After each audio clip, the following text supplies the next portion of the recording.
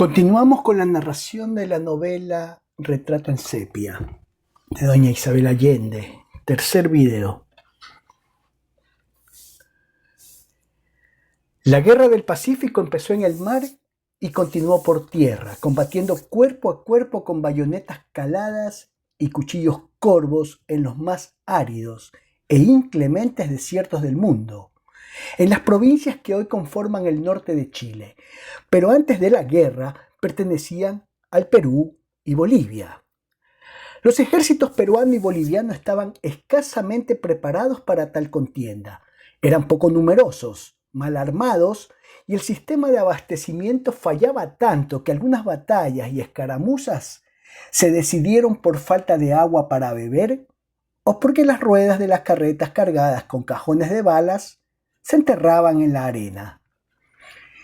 Chile era un país expansionista, con una economía sólida, dueño de la mejor escuadra de América del Sur y un ejército de más de 70.000 hombres. Tenía reputación de civismo en un continente de caudillos rústicos, corrupción sistemática y revoluciones sangrientas. La austeridad del carácter chileno y la solidez de sus instituciones eran la envidia de las naciones vecinas. Sus escuelas y universidades atraían a profesores y estudiantes extranjeros. La influencia de inmigrantes ingleses, alemanes y españoles había logrado imponer cierta temperanza en el arrebatado temperamento criollo. El ejército recibía instrucción prusiana y no conocía la paz, pues durante los años previos a la Guerra del Pacífico se había mantenido con las armas en la mano combatiendo al sur del país, a los indios, en la zona llamada la frontera, porque hasta allí había llegado el brazo civilizador. Y más allá empezaba el impredecible territorio indígena donde hasta hacía muy poco solo se habían aventurado los misioneros jesuitas. Los formidables guerreros araucanos que llevaban luchando sin tregua desde los tiempos de la conquista no se doblegaban ante las balas ni las peores atrocidades, pero iban cayendo uno a uno a punta de alcohol. Peleando contra ellos, los soldados se entrenaron en ensañamiento. Pronto peruanos y bolivianos aprendieron a temer a los chilenos, enemigos sanguinarios capaces de pasar a cuchillo y bala a los heridos y a los prisioneros. A su paso, los chilenos despertaban tanto odio y temor que provocaron una violenta antipatía internacional, con la consecuente serie interminable de reclamaciones y litigios diplomáticos, exacerbando en sus adversarios la decisión de luchar hasta la muerte, puesto que de poco les servía rendirse. Las tropas peruanas y bolivianas estaban compuestas por un puñado de oficiales, contingentes de soldados regulares mal pertrechados y masas de indígenas reclutados a la fuerza, que apenas sabían por qué combatían, y a la primera oportunidad desertaban. En cambio, las filas chilenas contaban con una mayoría de civiles, tan encarnizados en combate como los militares, que peleaban por pasión patriótica y no se rendían. A menudo, las condiciones resultaban infernales. Durante la marcha por el desierto se arrastraban en una nube de polvo salobre, muertos de sed, con la arena hasta medio muslo, un sol despiadado reverberando sobre sus cabezas y el peso de sus mochilas y municiones al hombro, aferrados a sus fusiles, desesperados. La viruela, el tifus y las tercianas los diezmaban. En los hospitales militares había más enfermos que heridos en combate. Cuando Severo del Valle se unió al ejército, sus compatriotas ocupaban Antofagasta, única provincia marítima de Bolivia, y las peruanas de Tarapacá, Arica y Tacna. A mediados de 1880 murió de un ataque cerebral, en plena campaña del desierto, el ministro de Guerra y Marina, sumiendo al gobierno en total desconcierto. Por fin el presidente nombró en su lugar a un civil, don José Francisco Vergara, el tío de Nibia, viajero incansable y lector voraz, a quien le tocó empuñar el sable a los 46 años para dirigir la guerra. Fue de los primeros en observar que mientras Chile avanzaba a la conquista del norte, Argentina calladamente les iba arrebatando la Patagonia al sur. Pero nadie le hizo caso, porque consideraban ese territorio tan inútil como la luna. Vergara era brillante, de modales finos y gran memoria. Todo le interesaba, desde la botánica hasta la poesía. Era incorruptible y carecía por completo de ambición política. Planeó la estrategia bélica con la misma tranquila minuciosidad con que manejaba sus negocios. A pesar de la desconfianza de los uniformados y ante la sorpresa de todo el mundo, condujo a las tropas chilenas directamente hasta Lima. Tal como dijo su sobrina Nibia, la guerra es un asunto demasiado serio para entregárselo a los militares. La frase salió del seno de la familia y se convirtió en uno de aquellos juicios lapidarios que pasan a formar parte del anecdotario histórico de un país. Al finalizar el año, los chilenos se preparaban para el asalto final a Lima. Severo del Valle llevaba 11 meses combatiendo, sumido en la mugre, la sangre y la más despiadada barbarie. En ese tiempo el recuerdo de Lynn Somers quedó hecho jirones. Ya no soñaba con ella, sino con los cuerpos destrozados de los hombres con los cuales había compartido el rancho el día anterior. La guerra era más que nada marcha forzada y paciencia. Los momentos de combate resultaban casi un alivio en el tedio de movilizarse y de esperar. Cuando podía sentarse a fumar un cigarrillo, aprovechaba para escribir unas líneas a Nibia en el mismo tono de camaradería que siempre usó con ella.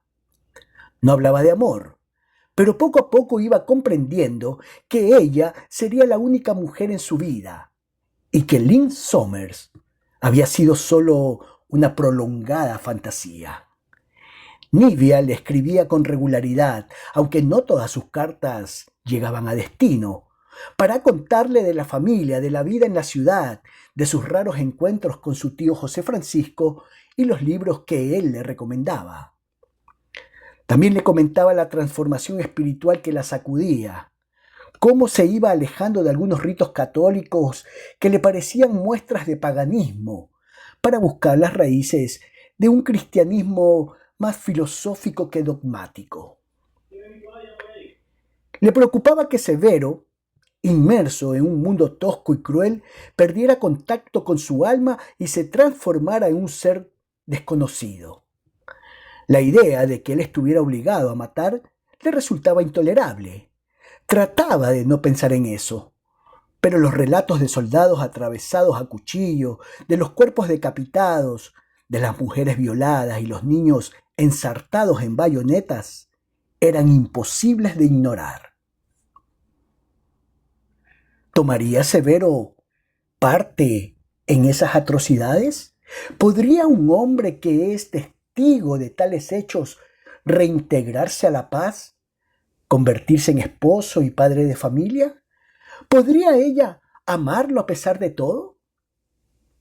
Severo del Valle se hacía las mismas preguntas mientras su regimiento se aprontaba para atacar a pocos kilómetros de la capital del Perú. A finales de diciembre, el contingente chileno se encontraba listo para la acción en un valle al sur de Lima. Se habían preparado con esmero, contaban con un ejército numeroso, mulas y caballos, municiones, víveres y agua, varios barcos a vela para transporte de las tropas, además de 4 hospitales ambulatorios de 600 camas y 2 barcos convertidos en hospitales bajo la bandera de la Cruz Roja. Uno de los comandantes llegó a pie con su brigada intacta, después de cruzar infinitos pantanos y montes, y se presentó como un príncipe mogol con un séquito de 1500 chinos con sus mujeres, sus niños y sus animales. Cuando los vio, Severo del Valle creyó ser víctima de una alucinación. El pintoresco comandante había reclutado a los chinos por el camino Eran inmigrantes que trabajaban en condiciones de esclavitud y cogidos entre dos fuegos y sin lealtades particulares por ningún bando. Estos decidieron unirse a las fuerzas chilenas. Mientras los cristianos oían misa antes de entrar en combate, los asiáticos organizaron su propia ceremonia. Luego los capellanes militares rociaron a todo el mundo con agua bendita. «Esto parece un circo», escribió ese día Severo a Nivia, sin sospechar que sería su última carta. Alentando a los soldados y dirigiendo el embarque de miles y miles de hombres, animales, cañones y provisiones, estaba el ministro Vergara en persona, de pie desde las 6 de la mañana bajo un sol abrasador, hasta bien entrada la noche.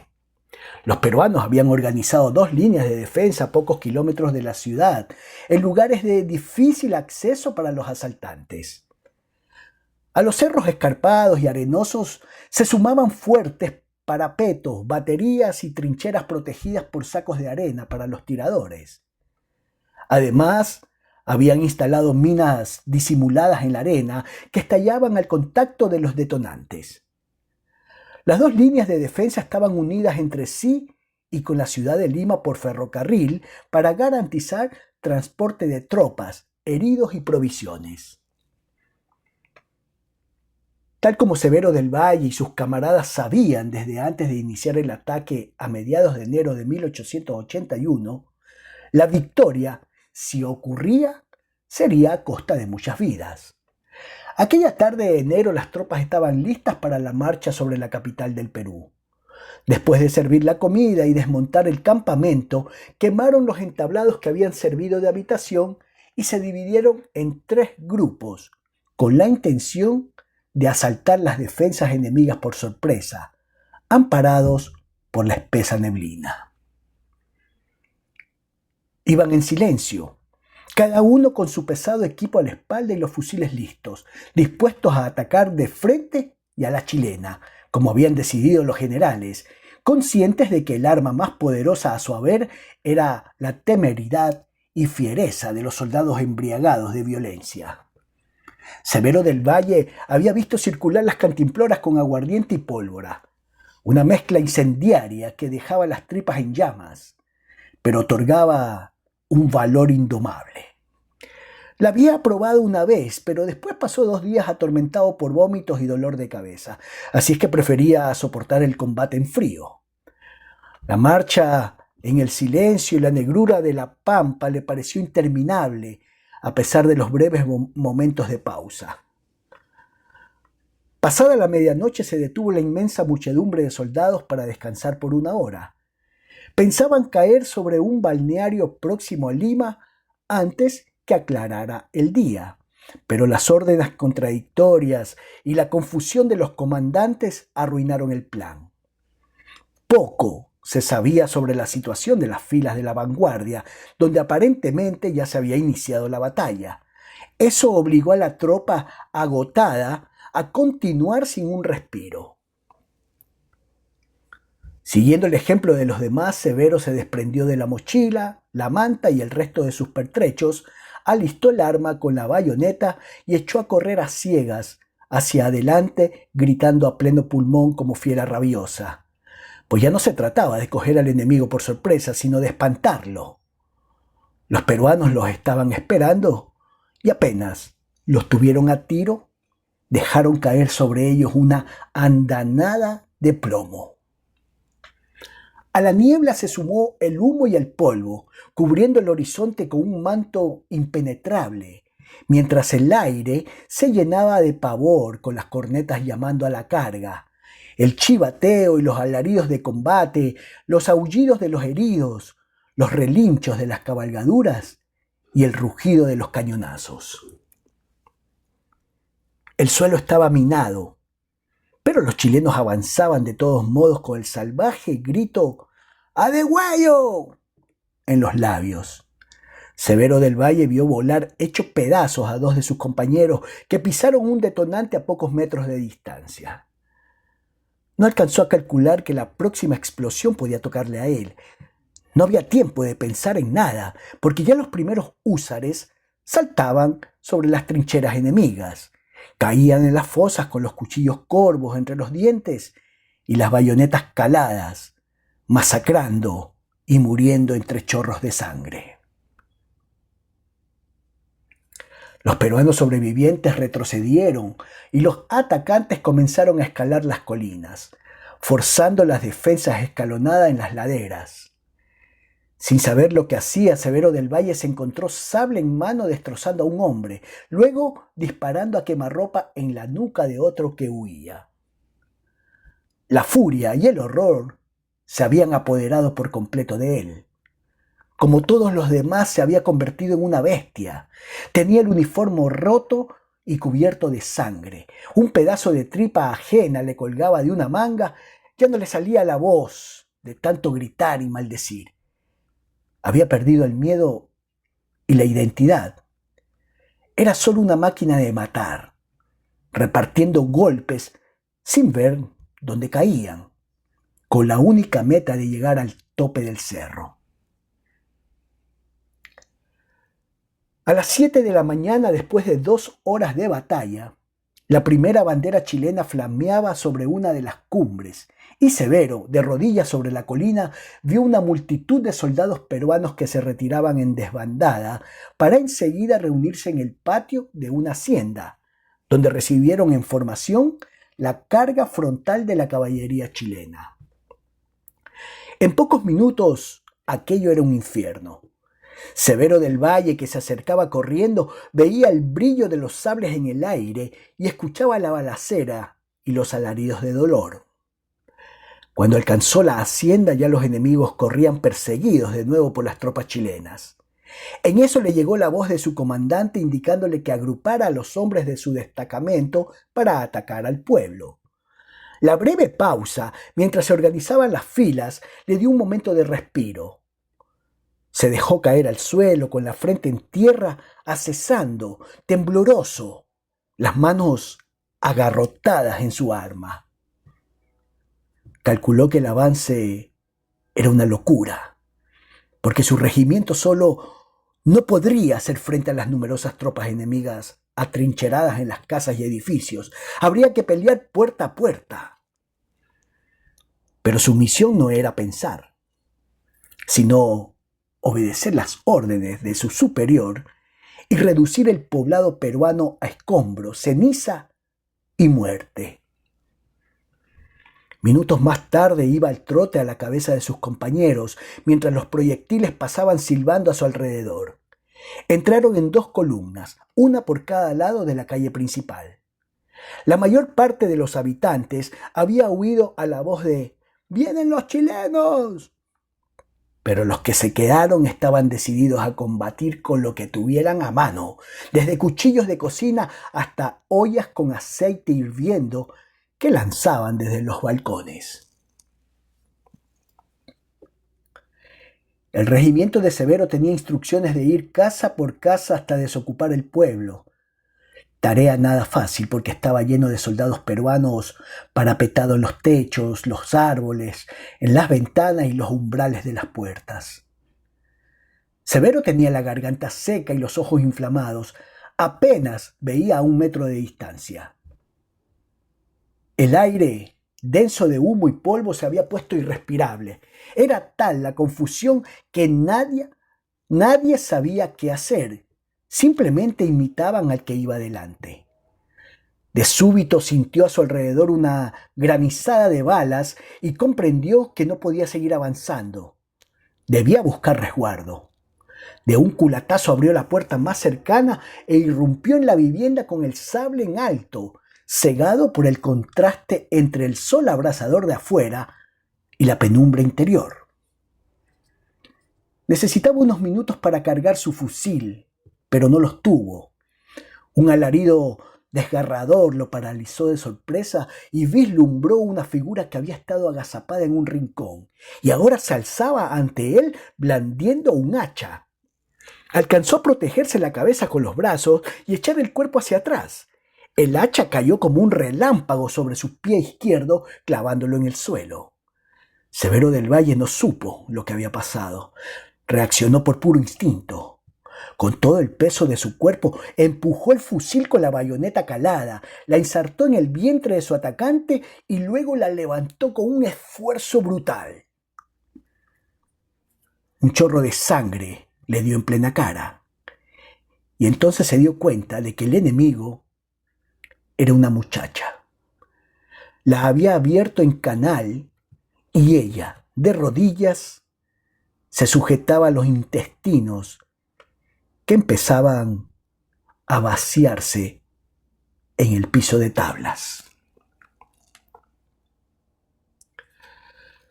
Los ojos de ambos se cruzaron en una mirada interminable, sorprendidos, preguntándose en el silencio eterno de ese instante quiénes eran. ¿Por qué se enfrentaban de ese modo? ¿Por qué se desangraban? ¿Por qué debían morir? Severo quiso sostenerla, pero no pudo moverse y sintió por primera vez el dolor terrible en el pie, que subía como una lengua de fuego por la pierna hasta el pecho. En ese instante, otro soldado chileno irrumpió en la vivienda, de una mirada evaluó la situación y sin vacilar le disparó a quemarropa a la mujer, que de todos modos ya estaba muerta. Luego cogió el hacha y de un tirón formidable liberó a Severo. ¡Vamos, teniente! ¡Hay que salir de aquí! ¡La artillería va a empezar a disparar! Lo conminó. Pero Severo perdía sangre a borbotones, se desvanecía, volvía a recuperar el conocimiento por unos instantes y luego volvía a rodearlo en la oscuridad. El soldado le puso su cantimplora en la boca y lo obligó a beber un trago largo de licor. Luego improvisó un torniquete con un pañuelo atado debajo de la rodilla. Se echó al herido a la espalda y lo sacó a la rastra. Afuera, otras manos lo ayudaron y 40 minutos más tarde, mientras la artillería chilena barría a cañonazos aquel poblado, dejando escombros y hierros torcidos donde estuvo el apacible balneario, Severo aguardaba en el patio del hospital, junto a centenares de cadáveres destrozados y miles de heridos tirados en charco y hostigados por las moscas, que llegara la muerte o lo salvara un milagro. El sufrimiento y el miedo lo aturdían. A ratos se iba a pique en misericordioso desmayo y cuando resucitaba veía el cielo tornarse negro. Al calor abrasante del día siguió el frío húmedo de la Camanchaca, que envolvió la noche en su manto de espesa neblina. En los momentos de lucidez se acordaba de las oraciones aprendidas en la infancia y rogaba por una muerte rápida, mientras la imagen de Nívea se le aparecía como un ángel. Creía verla inclinada sobre él, sosteniéndolo, limpiándole la frente con un pañuelo mojado, diciéndole palabras de amor. Repetía el nombre de Nívea, clamando sin voz por un vaso de agua. La batalla para conquistar Lima terminó a las 6 de la tarde. En los días siguientes, cuando pudieron sacar la cuenta de los muertos y heridos, calcularon que un 20% de los combatientes de ambos ejércitos perecieron en esas horas. Muchos más morirían después a consecuencia de las heridas infectadas. Improvisaron los hospitales de campaña en una escuela y en carpas diseminadas en las cercanías. El viento arrastraba el hedor de carroña a kilómetros de distancia. Los médicos y enfermeros, exhaustos, atendían a los que llegaban en la medida de sus posibilidades, pero había más de 2.500 heridos entre las filas chilenas y se calculaban por lo menos 7.000 entre los sobrevivientes de las tropas peruanas. Los heridos se acumulaban en los pasillos y en los patios, tirados por el suelo, hasta que les llegara su turno. Los más graves eran atendidos primero y Severo del Valle no estaba agonizando aún, a pesar de la tremenda pérdida de fuerza, sangre y esperanza. Así es que los camilleros los postergaban una y otra vez para dar paso a otros. El mismo soldado que se le Se lo echó al hombro para llevarlo hasta el hospital, le rasgó la bota con su cuchillo, le quitó la camisa ensopada y con ella improvisó un tapón para el pie destrozado porque no había a mano ni vendajes, ni medicamentos, ni fenol para desinfectar, ni opio, ni cloroformo. Todo se había agotado o perdido en el desorden de la contienda. Suéltese el torniquete de vez en cuando para que no se le gangrene la pierna, teniente, le recomendó el soldado.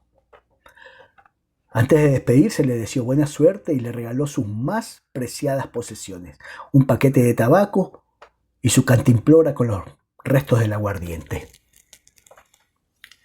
Severo del Valle no supo cuánto tiempo estuvo en ese patio, tal vez un día, tal vez dos. Cuando finalmente lo recogieron para conducirlo donde el médico, estaba inconsciente y deshidratado, pero al moverlo, el dolor fue tan terrible que despertó con un aullido. «¡Aguante, teniente! Mire que todavía le falta lo peor», dijo uno de los camilleros. Se encontró en una sala grande, en el suelo cubierto de arena, donde cada tanto un par de ordenanzas vaciaba nuevos baldes de arena para absorber la sangre y se llevaba en los mismos baldes los miembros amputados para quemarlos afuera en una pira enorme que impregnaba el valle de olor a carne chamuscada. En 4 mesas de madera cubiertas por planchas metálicas operaban a los infortunados soldados. Por el suelo había cubetas con agua rojiza donde enjuagaban las esponjas para restañar los cortes y pilas de trapos rasgados en tiras para usar como vendajes, todo sucio y salpicado de arena y de acerrín. Sobre una mesa lateral había desplegados pavorosos instrumentos de tortura, tenazas, tijeras, sierras, agujas, todo manchado de sangre seca. Los alaridos de los operados llenaban el ámbito y el olor a descomposición, vómitos y excremento era irrespirable. El médico resultó ser un inmigrante de los Balcanes con el aire de dureza, seguridad y rapidez de un cirujano experto. Llevaba una barba de 2 días, tenía los ojos rojos de fatiga y vestía un grueso delantal de cuero cubierto de sangre fresca. Quitó el improvisado vendaje del pie de Severo, soltó el torniquete y le bastó una mirada para ver que había comenzado la infección y decidirse por la amputación. No cabía duda de que en esos días había cortado muchos miembros, porque no pestañeó. «¿Tiene algo de licor, soldado?», preguntó con evidente acento extranjero. «Agua», clamó Severo del Valle con la lengua reseca. «Después tomará agua. Ahora necesita algo que lo atonte un poco. Pero aquí ya no tenemos ni una gota de licor», dijo el médico. Severo señaló la cantimplora. El doctor lo obligó a beber 3 chorros largos, explicándole que no contaban con anestesia, y usó el resto para empapar unos trapos y limpiar sus instrumentos. Luego hizo una señal a los ordenanzas que se colocaron a ambos lados de la mesa para sujetar al paciente. «Esta es mi hora de la verdad». Alcanzó a pensar en Nivia y trató de imaginar morirse con la imagen en el corazón de la muchacha que había destripado de un bayonetazo. Un enfermero colocó un nuevo torniquete y sujetó firmemente la pierna a la altura del muslo. El cirujano cogió un escalpelo, lo hundió 20 centímetros bajo la rodilla y mediante un hábil movimiento circular cortó la carne hasta la tibia y el peroné. Severo del Valle bramó de dolor y enseguida perdió el conocimiento. Pero los ordenanzas no lo soltaron, sino que con más determinación lo mantuvieron clavado sobre la mesa mientras el médico echaba hacia atrás con los dedos la piel y los músculos, descubriendo los huesos. Enseguida cogió una sierra y de 3 certeras pasadas los seccionó. El enfermero extrajo del muñón los vasos cortados y el doctor los fue ligando con increíble destreza. Luego soltó de a poco el torniquete mientras iba cubriendo con carne y piel el hueso amputado y cosiendo. Enseguida lo vendaron rápidamente y lo llevaron en vilo a un rincón de la sala para dar paso a otro herido que llegó aullando a la mesa del cirujano. Toda la operación había durado menos de 6 minutos. En los días que siguieron a esa batalla, las tropas chilenas entraron a Lima. Según los partes oficiales que se publicaron en los periódicos de Chile, lo hicieron ordenadamente. Según consta en la memoria de los limeños, fue una carnicería que se sumó a los desmanes de los soldados peruanos derrotados y furiosos, porque se sentían traicionados por sus jefes. Una parte de la población civil había huido y las familias pudientes buscaron seguridad en los barcos del puerto, en los consulados y en una playa protegida por marinería extranjera, donde el cuerpo diplomático había instalado carpas para acoger a los refugiados bajo banderas neutrales. Los que se quedaron para defender sus posesiones habrían de recordar para el resto de sus vidas las escenas infernales de la soldadesca borracha y enloquecida de violencia. Saquearon y quemaron las casas, violaron, golpearon y asesinaron a quien se les puso por delante, incluyendo mujeres, niños y ancianos. Finalmente, una parte de los regimientos peruanos soltó las armas y se rindió, pero muchos soldados se dispersaron en desbandada hacia la sierra. 2 días después, el general peruano Andrés Cáceres salía de la ciudad ocupada con una pierna destrozada, ayudado por su mujer y un par de fieles oficiales, para perderse en los vericuetos de las montañas. Había jurado que mientras le quedara un soplo de aliento seguiría combatiendo. En el puerto del Callao, los capitanes peruanos ordenaron a las tripulaciones abandonar los barcos y encendieron el polvorín, hundiendo la totalidad de su flota. Las explosiones despertaron a Severo del Valle y se encontró en un rincón, sobre la arena inmunda de la sala de operaciones, junto a otros hombres que, como él, acababan de pasar por el suplicio de la amputación. Alguien le había puesto encima una manta y al lado una cantimplora con agua. Estiró la mano, pero temblaba tanto que no pudo destaparla y se quedó con ella apretada contra el pecho, gimiendo, hasta que se acercó una joven cantinera, se la abrió y lo ayudó a llevársela a los labios secos. Bebió todo el contenido de un tirón y luego, instruido por la mujer que había combatido junto a los hombres durante meses y sabía tanto de cuidar heridos como los médicos, se echó a la boca un puñado de tabaco y lo mascó ávidamente para amortiguar los espasmos del shock postoperatorio.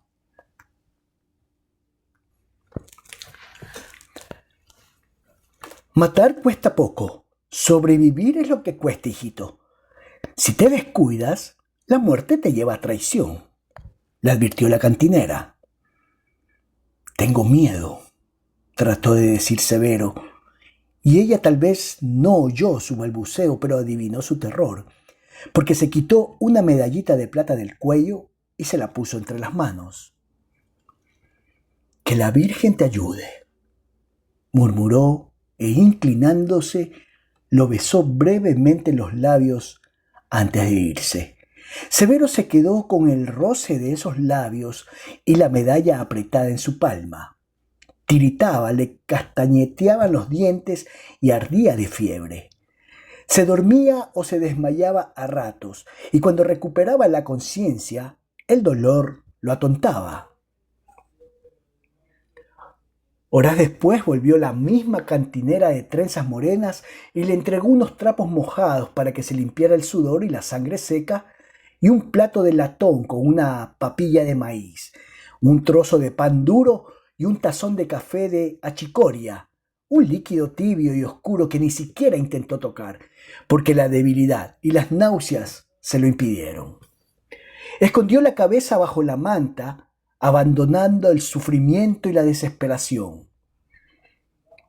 Abandonado al sufrimiento y la desesperación, gimiendo y llorando como un niño hasta que se durmió de nuevo. Has perdido mucha sangre, hijo mío. Si no comes, te mueres. Lo despertó un capellán que andaba por allí repartiendo consuelo entre los heridos y la extrema unción entre los moribundos. Entonces Severo del Valle se acordó que había ido a la guerra a morir. Ese fue su propósito cuando perdió a Lynn Somers, pero ahora que la muerte estaba allí, inclinada sobre él como un buitre, esperando su oportunidad para darle el zarpazo final, el instinto de la vida lo remeció. Las ganas de salvarse eran superiores al quemante tormento que lo traspasaba desde la pierna hasta la última fibra del cuerpo, más fuertes que la angustia, la incertidumbre y el terror. Comprendió que lejos de echarse a morir, deseaba desesperadamente permanecer en el mundo, vivir en cualquier estado y condición de cualquier manera, cojo, derrotado. Nada importaba con tal de seguir en este mundo. Como cualquier soldado sabía que solo 1 de cada 10 amputados lograba sobreponerse a la pérdida de sangre y a la gangrena. No había forma de evitarlo. Todo era cuestión de suerte. Decidió que él sería uno de aquellos sobrevivientes. Pensó que su maravillosa prima Nivea merecía un hombre entero y no un mutilado. No deseaba que ella lo hubiera convertido en un guiñapo. No podría tolerar su compasión. Sin embargo, al cerrar los ojos volvió a surgir la muchacha a su lado. Vio a Nivea, incontaminada por la violencia de la guerra o la fealdad del mundo, inclinada sobre él con su rostro inteligente, sus ojos negros y su sonrisa traviesa.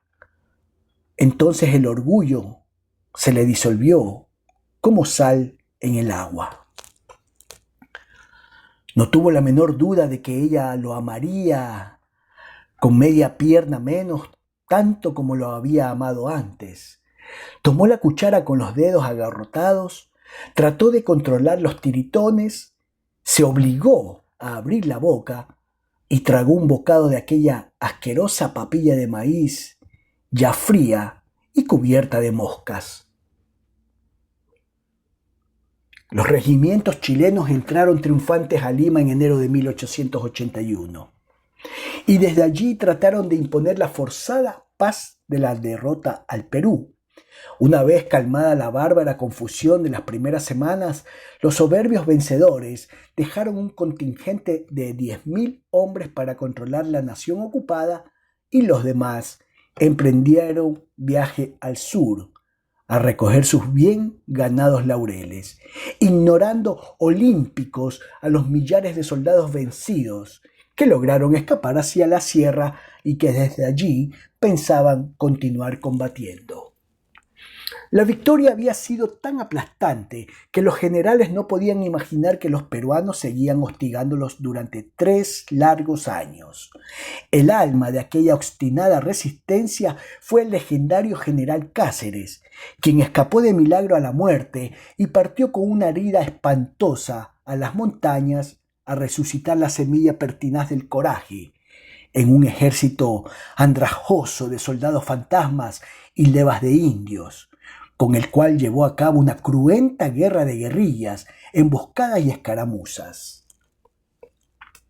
Los soldados de Cáceres con los uniformes en harapos, a menudo descalzos, desnutridos y desesperados, peleaban con cuchillos, lanzas, garrotes, piedras y unos cuantos fusiles anticuados, pero contaban con la ventaja de conocer el terreno. Habían escogido bien el campo de batalla para enfrentar a un enemigo disciplinado y armado, aunque no siempre con suficientes provisiones, porque el acceso a esos cerros escarpados era tarea de cóndores. Se escondían en las cumbres nevadas, en cuevas y hondonadas, en altos ventisqueros donde la atmósfera era tan delgada y la soledad tan inmensa que solo ellos hombres de la sierra podían sobrevivir. A las tropas chilenas les reventaban los oídos en sangre, caían desmayadas por la falta de oxígeno y se congelaban en las gargantas heladas de los Andes. Mientras ellos apenas podían subir, porque el corazón no les daba para tanto esfuerzo, los indios del altiplano trepaban como llamas con una carga equivalente a su propio peso en la espalda, sin más alimento que la carne amarga de las águilas y una bola verde de hojas de coca que daban vueltas en la boca. Fueron 3 años de guerra sin tregua y sin prisioneros, con millares de muertos. Las fuerzas peruanas ganaron una sola batalla frontal en una aldea sin valor estratégico, resguardada por 77 soldados chilenos, varios enfermos de tifus. Los defensores tenían solo 100 balas por hombre, pero pelearon toda la noche con tal bravura contra centenares de soldados e indios que en el desolado amanecer, cuando ya no quedaban sino 3 tiradores, los oficiales peruanos les suplicaron que se rindieran, porque les parecía una ignominia matarlos. No lo hicieron, siguieron guerreando y murieron bayoneta en mano, gritando el nombre de su patria. Había 3 mujeres con ellos, que las turbas indígenas arrastraron al centro de la plaza ensangrentada, violaron y despedazaron. Una de ellas había dado a luz durante la noche en la iglesia, mientras su marido se batía afuera, y también al recién nacido lo destrozaron. Mutilaron los cadáveres, les abrieron el vientre y les vaciaron las entrañas. Y según contaban en Santiago, los indios se comieron las vísceras asadas al palo. Aquel bestialismo no fue excepcional. La barbarie corrió pareja por ambos lados en aquella guerra de montoneras. La rendición final y la firma del Tratado de Paz se consiguió en octubre de 1883, después de vencer a las tropas de Cáceres en una última batalla. Una masacre a cuchillo y bayoneta que dejó más de 1000 muertos tendidos en el campo. Chile le quitó al Perú 3 provincias.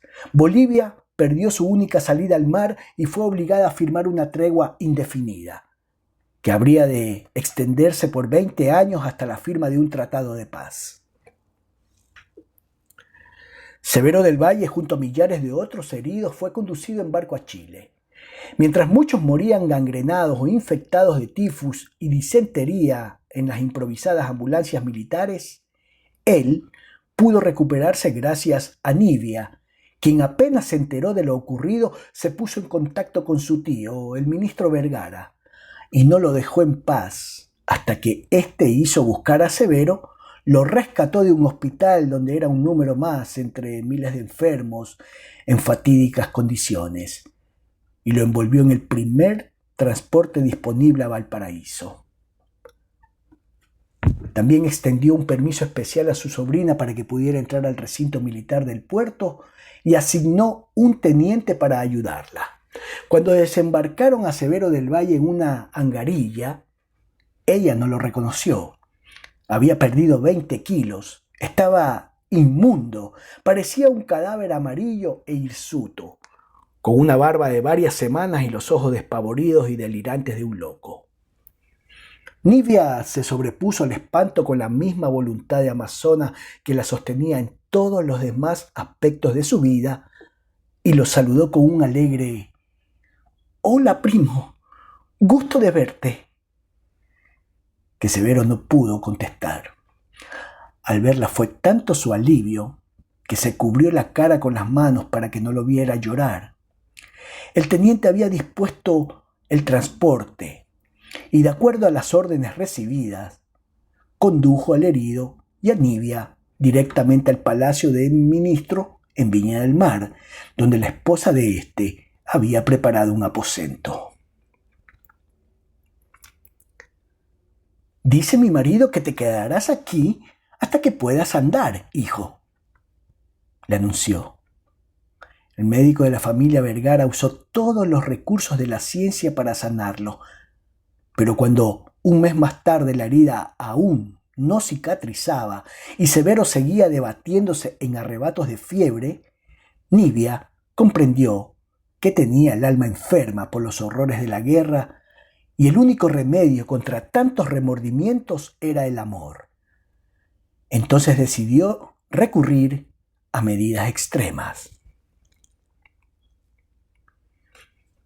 «Voy a pedir permiso a mis padres para casarme contigo», le anunció a Severo. «Yo me estoy muriendo, Nibia», suspiró él. «Siempre tienes alguna excusa, Severo. La agonía nunca ha sido impedimento para casarse. ¿Quieres ser viuda sin haber sido esposa? No quiero que te suceda lo que me pasó con Lynn. No seré viuda porque no te vas a morir. Podrías pedirme humildemente que me case contigo, primo. Decirme, por ejemplo, que soy la mujer de tu vida, tu ángel, tu musa o algo por el estilo. Inventa algo, hombre. Dime que no puedes vivir sin mí. Al menos eso es cierto, ¿no? Admito que no me hace gracia ser la única romántica en esta relación». «Estás loca, Nibia. Ni siquiera soy un hombre entero, soy un miserable inválido». «¿Te falta algo más que un pedazo de pierna?», preguntó ella alarmada. «¿Te parece poco? Si tienes lo demás en su sitio, me parece que has perdido poco, Severo». «Entonces cásate conmigo, por favor», murmuró él con profundo alivio y un sollozo atravesado en la garganta, demasiado débil para abrazarla. «No llores, primo, bésame. Para eso no te hace falta la pierna», replicó ella, inclinándose sobre la cama con el mismo gesto que él había visto muchas veces en su delirio. 3 días más tarde se casaron en una breve ceremonia en uno de los hermosos salones de la residencia del ministro, en presencia de las 2 familias. Dadas las circunstancias, fue un casamiento privado, pero solo entre los parientes más íntimos se juntaron 94 personas. Severo se presentó pálido y flaco, con el cabello cortado a lo Byron, las mejillas rasuradas y vestido de gala, con camisa de cuello laminado, botones de oro y corbata de seda, en una silla de ruedas. No hubo tiempo de hacer un vestido de novia ni un ajuar apropiado para Nibia, pero sus hermanas y primas le llenaron 2 baúles con la ropa de casa que habían bordado durante años para sus propios ajuares. Usó un vestido de satén blanco y una tiara de perlas y diamantes, prestados por la mujer de su tío. En la fotografía de la boda aparece radiante de pie junto a la silla de su marido. Esa noche hubo una cena en familia a la cual no asistió Severo del Valle porque las emociones del día lo habían agotado. Después que los invitados se retiraron, Nibia fue conducida por su tía a la habitación que le tenían preparada. «Lamento mucho que tu primera noche de casada sea así», balbució la buena señora sonrojándose. «No se preocupe, tía. Me consolaré rezando el rosario», replicó la joven. Aguardó que la casa se durmiera y cuando estuvo segura de que no había más vida que el viento salino del mar entre los árboles del jardín, recorrió los largos pasillos de aquel palacio ajeno y entró a la pieza de Severo. La monja contratada para velar el sueño del enfermo yacía despaturrada en un sillón profundamente dormida, pero Severo estaba despierto, esperándola. Ella se llevó un dedo a los labios para indicarle silencio, apagó las lámparas a gas y se introdujo en el lecho. Nibia se había educado en las monjas y provenía de una familia a la antigua, donde jamás se mencionaban las funciones del cuerpo y mucho menos aquellas relacionadas con la reproducción, pero tenía 20 años, un corazón apasionado y buena memoria. Recordaba muy bien los juegos clandestinos con su primo en los rincones oscuros, la forma del cuerpo de Severo, la ansiedad del placer siempre insatisfecho, la fascinación del pecado. En esa época el pudor y la culpa los inhibían y ambos salían de los rincones prohibidos, temblando, extenuados y con la piel en llamas. En los años que habían pasado separados tuvo tiempo de repasar cada instante compartido con su primo y transformar la curiosidad de la infancia en un amor profundo. Además, había aprovechado a fondo la biblioteca de su tío José Francisco Vergara, hombre de pensamiento liberal y moderno, que no aceptaba limitación alguna a su inquietud intelectual y mucho menos toleraba la censura religiosa. Mientras Nivia clasificaba los libros de ciencia o arte y guerra, descubrió por casualidad la forma de abrir un anaquel secreto y se encontró ante un conjunto nada despreciable de novelas de la lista negra de la Iglesia y textos eróticos, incluso una divertida colección de dibujos japoneses y chinos con parejas patas arriba, en posturas anatómicamente imposibles, pero capaces de inspirar al más ascético y con mayor razón a una persona tan imaginativa como ella. Sin embargo, los textos más didácticos fueron las novelas pornográficas de una tal dama anónima, muy mal traducidos del inglés al español, que la joven se llevó una a una ocultas en su bolso, leyendo cuidadosamente, y volvió a colocar con sigilo en su mismo lugar. Precaución inútil, porque su tío andaba en la campaña de la guerra y nadie más en el palacio entraba a la biblioteca. Guiada por aquellos libros, exploró su propio cuerpo, aprendió los rudimentos del arte más antiguo de la humanidad y se preparó para el día en que pudiera aplicar la teoría a la práctica. Sabía, por supuesto, que estaba cometiendo un pecado horrendo. El placer siempre es pecado, pero se abstuvo de discutir el tema con su confesor porque le pareció que el gusto que se daba y que se daría en el futuro bien valía el riesgo del infierno. Rezaba para que la muerte no la sorprendiera de súbito y alcanzara, antes de exhalar el último aliento, a confesarse de las horas de deleite que los libros le brindaban. Jamás se puso en el caso de que aquel solitario entrenamiento le serviría para devolver la vida al hombre que amaba, y mucho menos que tendría que hacerlo a 3 metros de una monja dormida. A partir de la primera noche con Severo, Nivia se las arreglaba para llevar una taza de chocolate caliente y unas galletitas a la religiosa cuando iba a despedirse de su marido, antes de partir a su habitación. El chocolate contenía una dosis de valeriana capaz de dormir a un camello. Severo del Valle nunca imaginó que su casta prima fuera capaz de tantas y tan extraordinarias proezas. La herida de la pierna, que le producía dolores punzantes, la fiebre y la debilidad, lo limitaban a un papel pasivo, pero lo que le faltaba en fortaleza lo ponía ella en iniciativa y sabiduría. Severo no tenía la menor idea que aquellas maromas fueran posibles y estaba seguro de que no eran cristianas, pero eso no le impidió gozarlas a plenitud. Si no fuera porque conocía a Nivia desde la infancia, habría pensado que su prima se había entrenado en un serrallo turco. Pero si le inquietaba la forma en que esa doncella había aprendido tan variados trucos de meretriz, tuvo la inteligencia de no preguntárselo. La siguió dócilmente en el viaje de los sentidos hasta donde le dio el cuerpo, rindiendo por el camino hasta el último resquicio del alma. Se buscaban bajo las sábanas en las formas descritas por los pornógrafos de la biblioteca del honorable ministro de la guerra y en otras que iban inventando aguijoneados por el deseo y el amor, pero restringidos por el muñón envuelto en vendajes y por la monja roncando en su sillón. Lo sorprendía el amanecer palpitando en un nudo de brazos, con las bocas unidas, respirando al unísono, y tan pronto se insinuaba el primer resplandor del día en la ventana, ella se deslizaba como una sombra de vuelta a su pieza.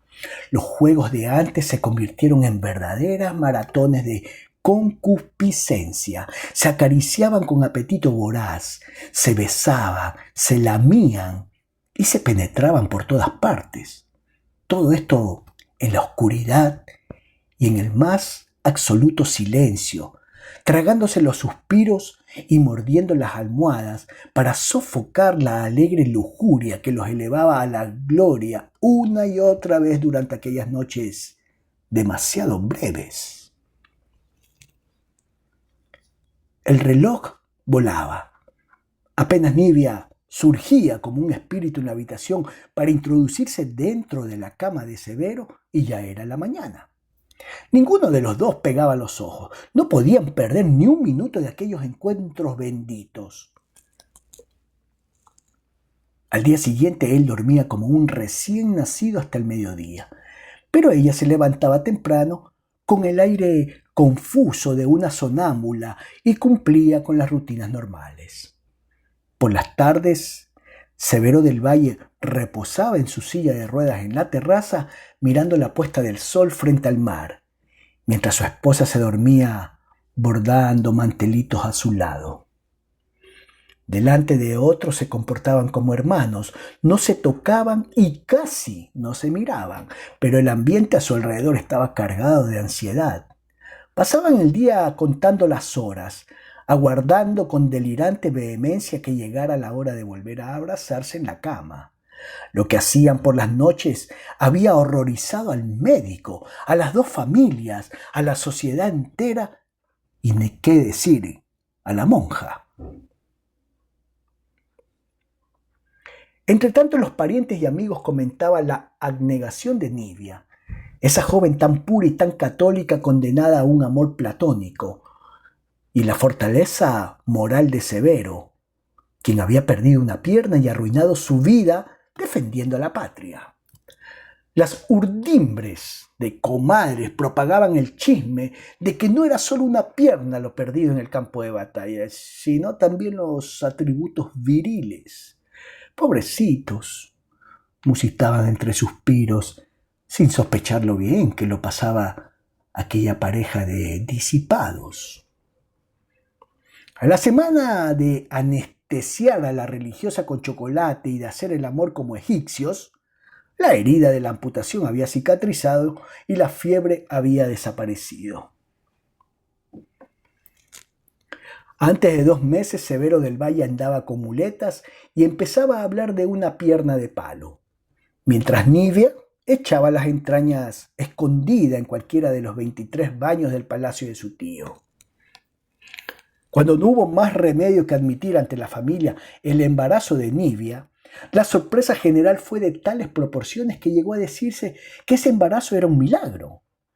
La más escandalizada fue sin duda la monja, pero Severo y Nivia siempre sospecharon que a pesar de las dosis superlativas de valeriana, la santa mujer tuvo ocasión de aprender mucho. Se hacía la dormida para no privarse del gusto de espiarlos. El único que logró imaginar cómo lo habían hecho y que celebró la pericia de la pareja a carcajada limpia fue el ministro Vergara. Cuando Severo pudo dar los primeros pasos con su pierna artificial y el vientre de Nivia fue indisimulable, los ayudó a instalarse en otra casa y le dio trabajo a Severo del Valle.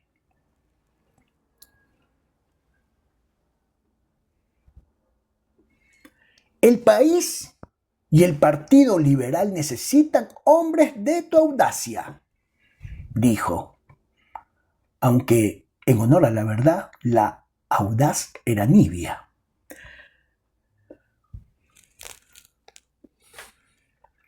No conocí a mi abuelo Feliciano Rodríguez de Santa Cruz.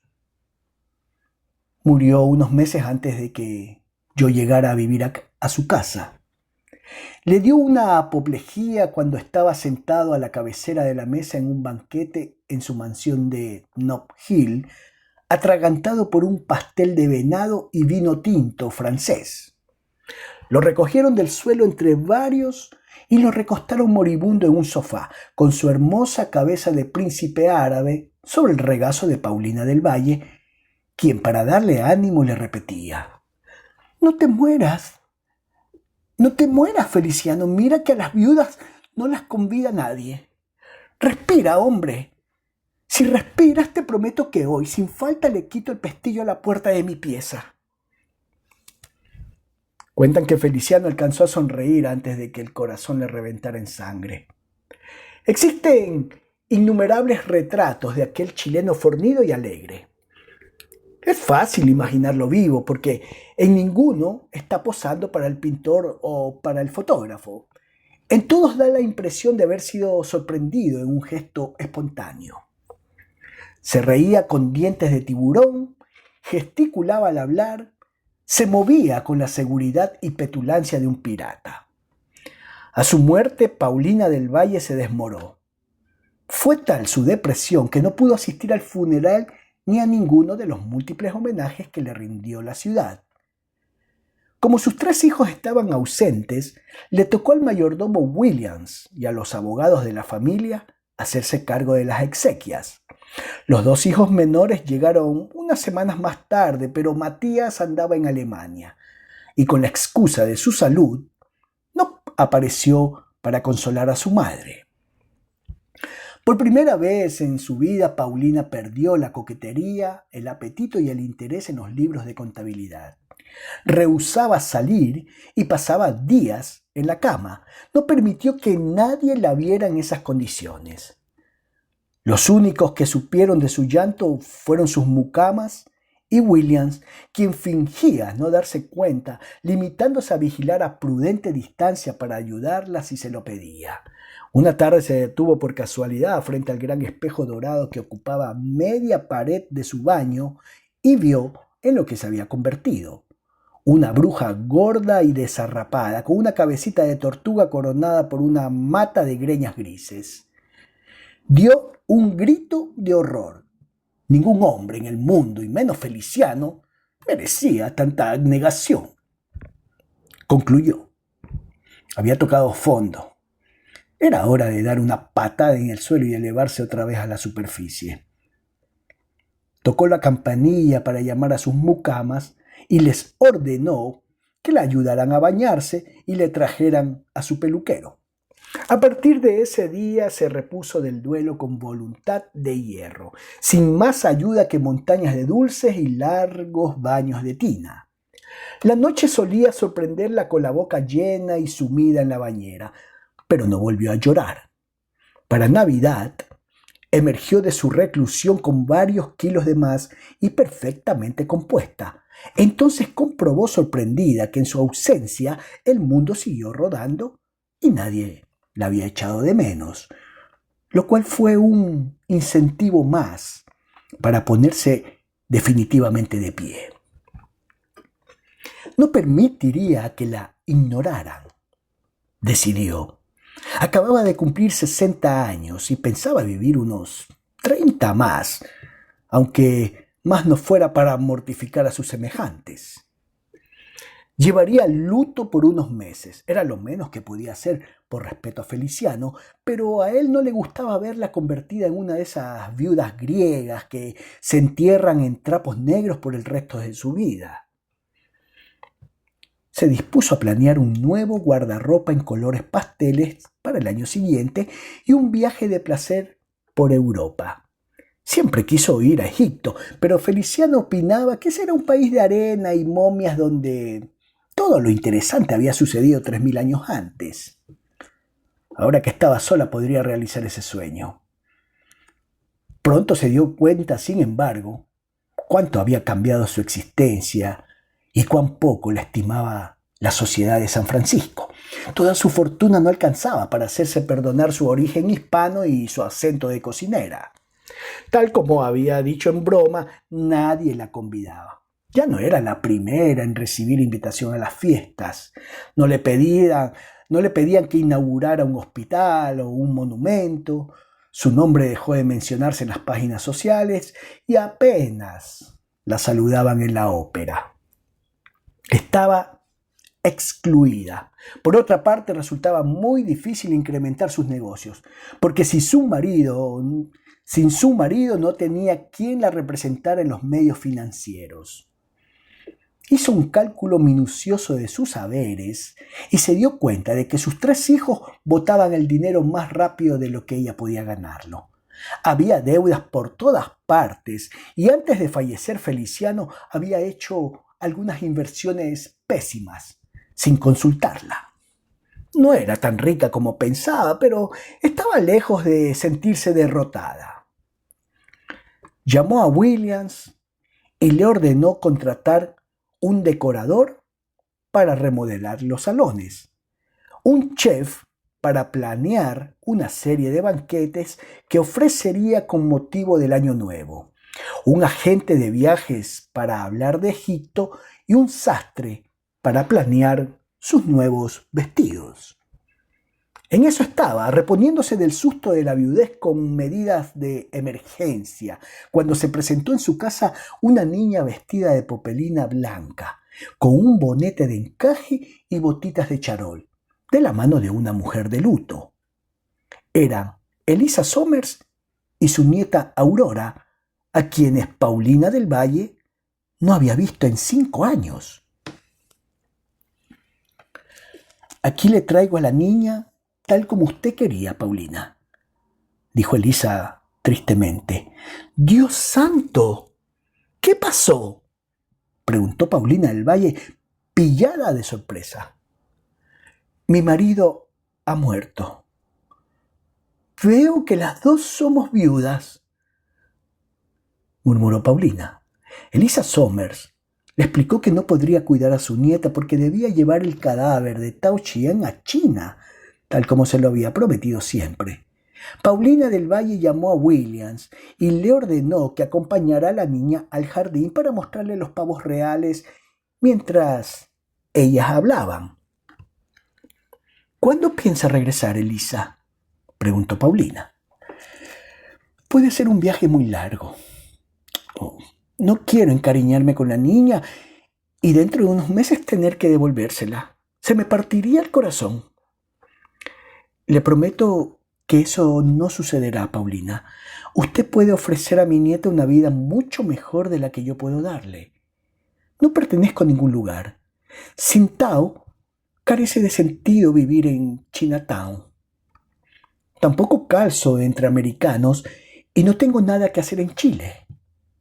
Soy extranjera en todas partes, pero deseo que Lai Ming tenga raíces o una familia y buena educación. Corresponde a Severo del Valle, su padre legal, hacerse cargo de ella, pero está muy lejos y tiene otros hijos. Como usted siempre quiso tener a la niña, pensé que... Hizo muy bien, Elisa, la interrumpió Paulina. Paulina del Valle escuchó hasta el final la tragedia que se había abatido sobre Elisa Somers y averiguó todos los detalles sobre Aurora, incluyendo el papel que jugaba Severo del Valle en su destino.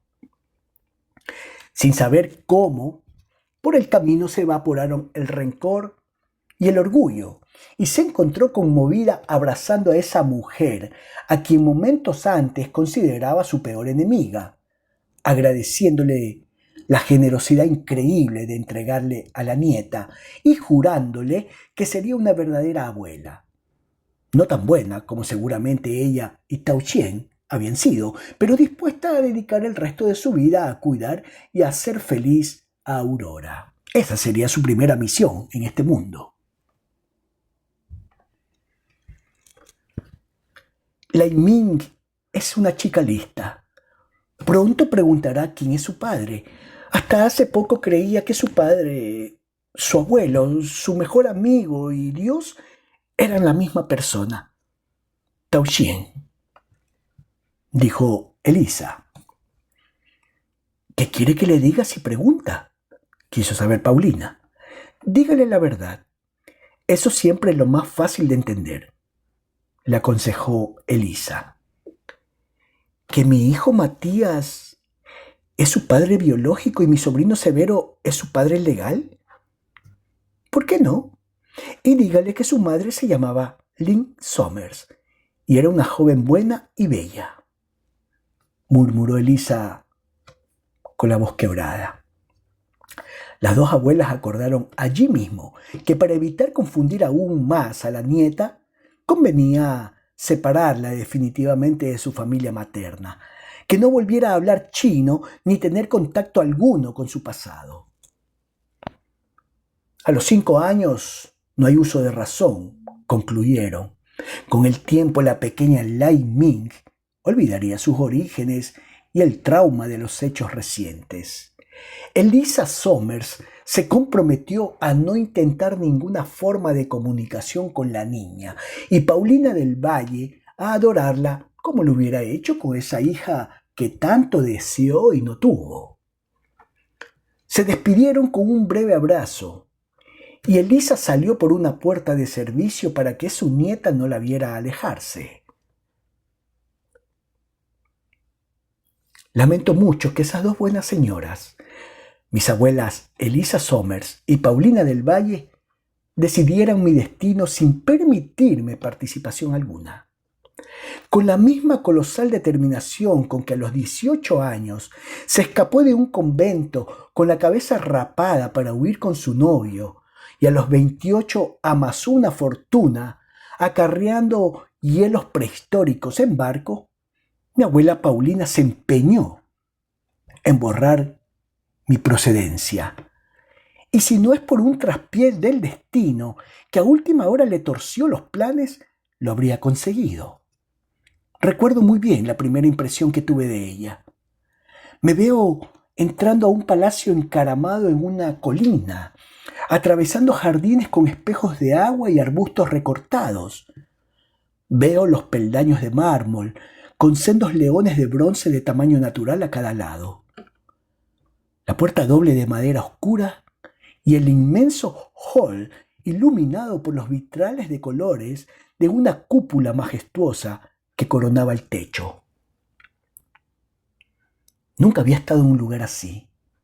Sentía tanta fascinación como miedo. Pronto me encontré ante un sillón dorado de medallón donde estaba Paulina del Valle, reina en su trono. Como volví a verla muchas veces instalada en ese mismo sillón, no me es difícil imaginar su aspecto ese primer día, ataviada con una profusión de joyas y suficiente tela como para hacer cortinas, imponente. A su lado el resto del mundo desaparecía. Tenía una hermosa voz, una gran elegancia natural y los dientes blancos y parejos, producto de una perfecta plancha dental de porcelana. En ese tiempo seguramente ya tenía el cabello gris, pero se lo teñía del mismo color castaño de la juventud y lo aumentaba con una serie de postizos hábilmente dispuestos, de manera que el moño parecía una torre. Yo no había visto antes una criatura de tales dimensiones, perfectamente adecuada al tamaño y suntuosidad de su mansión. Ahora que por fin conozco lo ocurrido durante los días anteriores a ese momento, comprendo que no es justo atribuir mi espanto solo a esa formidable abuela. Cuando me llevaron a su casa, el terror era parte de mi equipaje, como la pequeña maleta y la muñeca china que llevaba bien aferradas. Después de pasearme por el jardín y de sentarme en un inmenso comedor vacío frente a una copa de helado, Williams me llevó a la sala de las acuarelas, donde suponía que mi abuela Elisa me estaría esperando, pero en su lugar me encontré con Paulina del Valle, quien se me acercó con cautela, como si intentara atrapar a un gato esquivo, y me dijo que me quería mucho, y que de ahora en adelante yo viviría en esa casa grande y tendría muchas muñecas, también un pony y un cochecito. Yo soy tu abuela, aclaró. ¿Dónde está mi abuela verdadera? Dicen que pregunté. Soy tu abuela verdadera, Aurora. La otra abuela se ha ido en un largo viaje, me explicó Paulina. Eché a correr, crucé el hall de la cúpula, me perdí en la biblioteca, di con el comedor y me metí debajo de la mesa, donde me acurruqué, muda de confusión. Era un mueble enorme, con la cubierta de mármol verde y las patas talladas con figuras de cariátides, imposible de mover. Cariátides, imposible de mover. Pronto llegaron Paulina del Valle, Williams y un par de criados decididos a engatusarme, pero yo me escurría como una comadreja apenas alguna mano lograba acercarse. «Déjela, señora, ya saldrá sola», sugirió Williams. Pero como pasaron varias horas y yo continuaba atrincherada bajo la mesa, me trajeron otro plato de helados, una almohada y una cobija. «Cuando se duerma la sacaremos», había dicho Paulina del Valle, pero no dormí. En cambio, me oriné en cuclillas, plenamente consciente de la falta que cometía, pero demasiado asustada para buscar un baño. Permanecí bajo la mesa incluso mientras Paulina cenaba. Desde mi trinchera veía sus gruesas piernas, sus pequeños zapatos de satén rebasados por los rollos de los pies y los pantalones negros de los mozos que pasaban sirviendo. Ella se agachó con tremenda dificultad un par de veces para hacerme un guiño que contesté ocultando la cara contra las rodillas. Me moría de hambre, cansancio y deseos de ir al baño, pero era tan soberbia como la misma Paulina del Valle y no me rendí con facilidad. Poco después Williams deslizó bajo la mesa una bandeja con el tercer helado, galletas y un gran trozo de pastel de chocolate. Esperé que se alejara y cuando me sentí segura quise comer, pero mientras más estiraba la mano, más lejos estaba la bandeja, que el mayordomo iba alando de un cordel. Cuando finalmente pude coger una galleta, ya me encontraba fuera de mi refugio, pero como no había nadie en el comedor, pude devorar las golosinas en paz y regresar volando bajo la mesa apenas sentí ruido. Lo mismo se repitió horas después, al aclarar la mañana, hasta que siguiendo a la bandeja movediza llegué a la puerta donde me esperaba Paulina del Valle con un cachorro amarillento que me puso en los brazos. «Toma, esto es para ti, Aurora. Este perrito también se siente solo y asustado», me dijo. «Mi nombre es Lai Ming». «Tu nombre es Aurora del Valle», replicó ella rotunda. «¿Dónde está el baño?», murmuré con las piernas cruzadas. Y así se inició mi relación con esa colosal abuela que el destino me había deparado. Me instaló en una habitación próxima a la suya y me autorizó para dormir con el cachorro, a quien llamé Caramelo porque era de ese color. A medianoche desperté con la pesadilla de los niños en pijamas negros y sin pensarlo dos veces me fui volando a la legendaria cama de Paulina del Valle. Tal como antes me introducía todas las madrugadas en la de mi abuelo para que me mimara. Estaba acostumbrada a ser recibida en los brazos firmes de Tao Xian. Nada me confortaba tanto como su olor a mar y la letanía de palabras dulces en chino que me decía medio dormido. Ignoraba que los niños normales no cruzan el umbral de la habitación de los mayores, y mucho menos entran en sus lechos.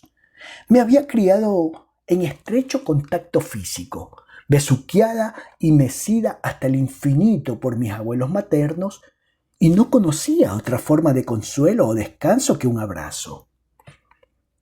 Al verme Paulina del Valle me rechazó escandalizada, y yo me puse a gemir despacito y a coro con el pobre perro, y tan lastimoso debe haber sido nuestro estado que nos hizo seña de acercarnos. Salté a su cama y me tapé la cabeza con las sábanas. Supongo que me dormí de inmediato. En todo caso, amanecí acurrucada junto a sus grandes senos perfumados a gardenia, con el cachorro a los pies. Lo primero que hice al despertar entre los delfines y las náyades florentinas fue preguntar por mis abuelos, Elisa y Tao, Los busqué por toda la casa y por los jardines. Después me instalé junto a la puerta a esperar que me vinieran a buscar. Lo mismo se repitió por el resto de la semana, a pesar de los regalos, los paseos y los mimos de Paulina. El sábado me escapé. Jamás había estado sola en la calle y no era capaz de ubicarme, pero el instinto me indicó que debía bajar el cerro. Así llegué al centro de San Francisco, donde deambulé por varias horas, aterrada, hasta que vislumbré a un par de chinos con un carrito cargado de ropa para lavar y los seguí a prudente distancia porque se parecían a mi tío Lucky. Se dirigían a Chinatown. Allí se ubicaban todas las lavanderías de la ciudad y tan pronto entré a ese barrio tan conocido que me sentí segura, aunque ignoraba los nombres de las calles o la dirección de mis abuelos. Era tímida y estaba demasiado asustada para pedir ayuda, de modo que seguía andando sin rumbo fijo, guiada por los olores a comida, el sonido de la lengua y el aspecto de los centenares de pequeñas tiendas que tantas veces había recorrido de la mano de mi abuelo Tao Chien. En algún momento me venció el cansancio. Me acomodé en el umbral de un vetusto edificio y me quedé dormida. Me despertó un sacudón y los gruñidos de una mujer vieja con finas cejas pintadas con carbón en la mitad de la frente, que le daban un aire de máscara. Di un grito de pavor, pero ya era tarde para zafarme porque me tenía agarrada a dos manos. Me llevó pataleando en el aire a un sucucho infecto donde me encerró. El cuarto olía muy mal, y entre el miedo y el hambre, supongo que me enfermé porque comencé a vomitar. No tenía idea de dónde estaba. Apenas me recuperé de las náuseas, me puse a llamar a mi abuelo a todo pulmón y entonces volvió la mujer y me plantó unas bofetadas que me cortaron el aliento. Nunca me habían golpeado y creo que la sorpresa fue mayor que el dolor.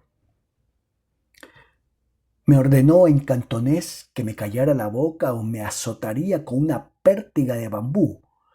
Luego me desnudó, me revisó entera con especial atención la boca, las orejas y los genitales. Me puso una camisa limpia y se llevó mi ropa manchada. Quedé otra vez sola en el cuartucho que iba sumiéndose en la penumbra a medida que disminuía la luz en el único hueco de ventilación. Creo que esa aventura me marcó, porque han pasado 25 años y todavía tiemblo cuando recuerdo aquellas horas interminables. Jamás se veían niñas solas en Chinatown por aquellos entonces. Las familias las cuidaban celosamente, porque en cualquier descuido podían desaparecer en los vericuetos de la prostitución infantil. Yo era muy joven para eso, pero a menudo raptaban y compraban criaturas de mi edad para entrenarlas desde la infancia en toda clase de depravaciones.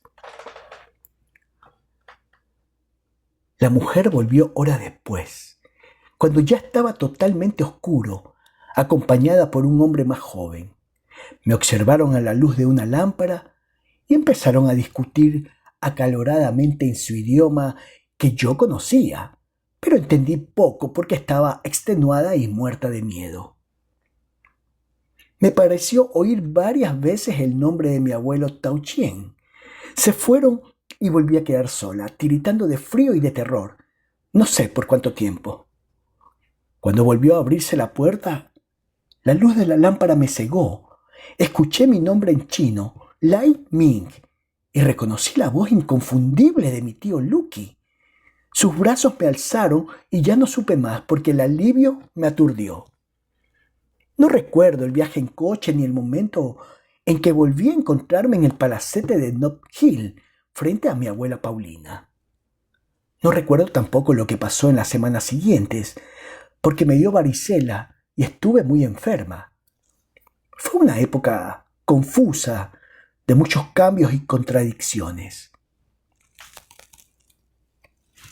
Ahora, atando cabos sueltos de mi pasado, puedo asegurar sin lugar a duda de que me salvó la buena suerte de mi tío Lucky. La mujer que me raptó en la calle acudió a un representante de su tong porque nada sucedía en Chinatown sin el conocimiento y aprobación de esas bandas. Toda la comunidad pertenecía a los diferentes tongs. Hermandades cerradas y celosas que agrupaban a sus miembros exigiendo lealtad y comisiones a cambio de protección, contactos para trabajar y la promesa de devolver los cuerpos de sus miembros a China si morían en suelo americano. El hombre me había visto de la mano de mi abuelo muchas veces y por una afortunada casualidad pertenecía al mismo tong de Tao Xian. Fue él quien llamó a mi tío. El primer impulso de Lucky fue llevarme a su casa para que su nueva esposa, recién encargada a China por catálogo, se hiciera cargo de mí. Pero luego comprendió que las instrucciones de sus padres debían ser respetadas. Después de ponerme en manos de Paulina del Valle, mi abuela Elisa había partido con el cuerpo de su marido para enterrarlo en Hong Kong. Tanto ella como Tao Qian siempre mantuvieron que el barrio chino de San Francisco era un mundo muy pequeño para mí. Deseaban que yo fuera parte de los Estados Unidos, aunque no estaba de acuerdo en ese principio. Lucky Qian no podía desobedecer la voluntad de sus padres. Por eso pagó a mis raptores la suma convenida y me llevó de vuelta a la casa de Paulina del Valle. No volvería a verlo hasta 20 años más tarde, cuando fui a buscarlo para averiguar los últimos detalles de mi historia. La orgullosa familia de mis abuelos paternos vivió en San Francisco por 36 años sin dejar mucho rastro. He ido en busca de sus huellas. El palacete de Nob Hill es hoy un hotel y nadie recuerda quiénes fueron sus primeros dueños. Revisando periódicos antiguos en la biblioteca, descubrí las múltiples menciones de la familia en las páginas sociales, también la historia de la Estatua de la República y el nombre de mi madre. Existe también una breve noticia sobre la muerte de mi abuelo Tao Qian. Un obituario muy elogioso escrito por un tal Jacob Fremont y un aviso de condolencia de la Sociedad Médica agradeciendo las contribuciones hechas por el Zhongyi Taoxian a la medicina occidental. Es una rareza, porque la población china era entonces casi invisible. Nacía, vivía y moría al margen del acontecer americano, pero el prestigio de Tao Qian traspasó los límites de Chinatown y de California. Llegó a ser conocido hasta en Inglaterra, donde dio varias conferencias sobre acupuntura. Sin esos testimonios impresos, la mayor parte de los protagonistas de esta historia habrían desaparecido arrastrados por el viento de la mala memoria.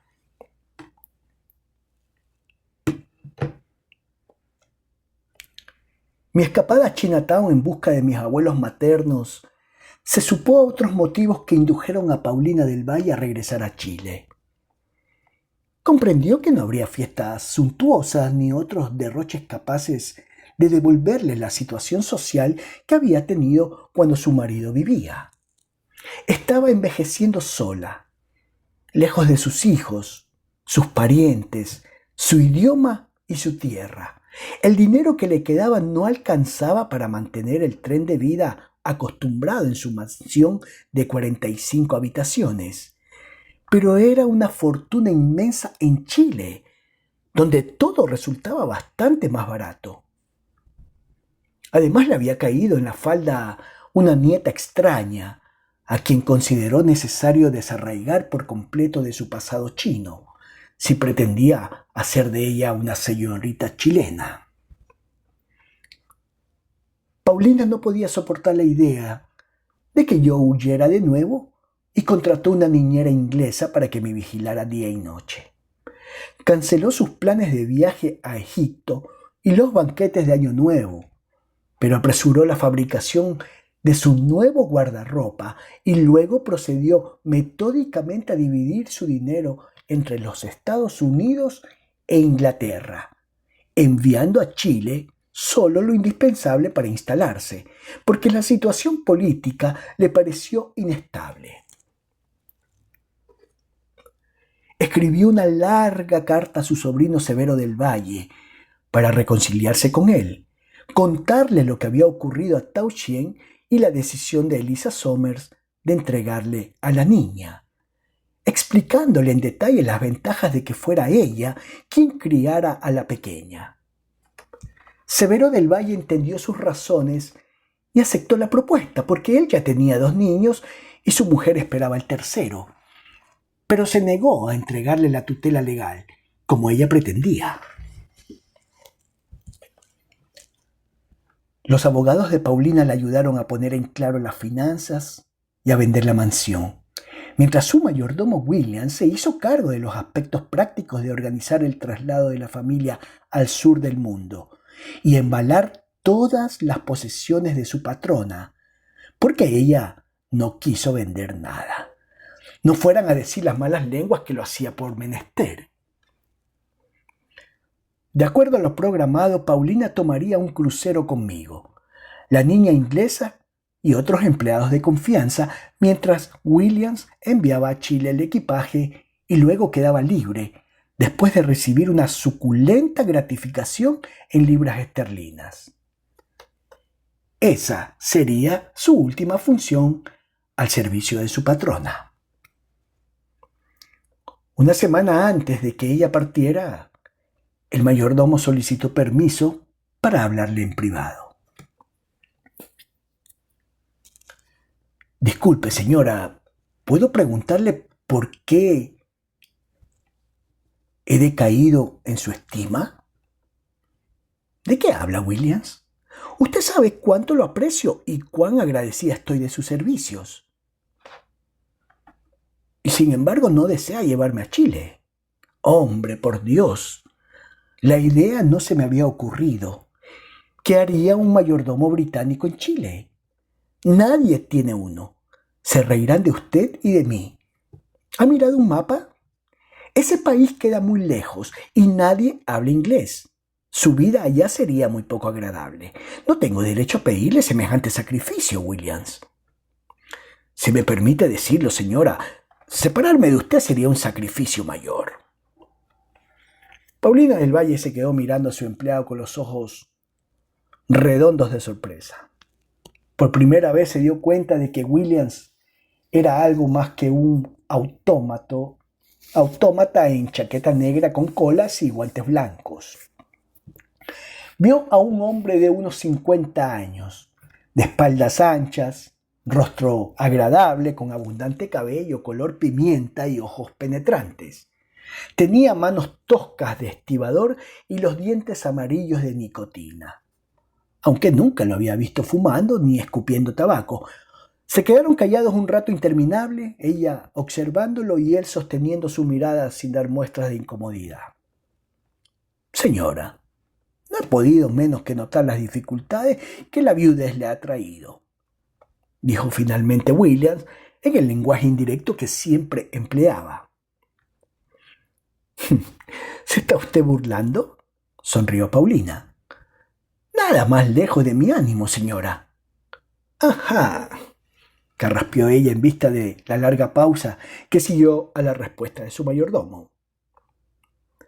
Se estará preguntando a qué viene todo esto, continuó él. Digamos que ha logrado usted intrigarme, Williams. Se me ocurre que en vista de que no puedo ir a Chile como su mayordomo, tal vez no sería del todo una mala idea que fuera como su marido. Paulina del Valle creyó que se abría el piso y ella se hundía con silla y todo hasta el centro de la tierra.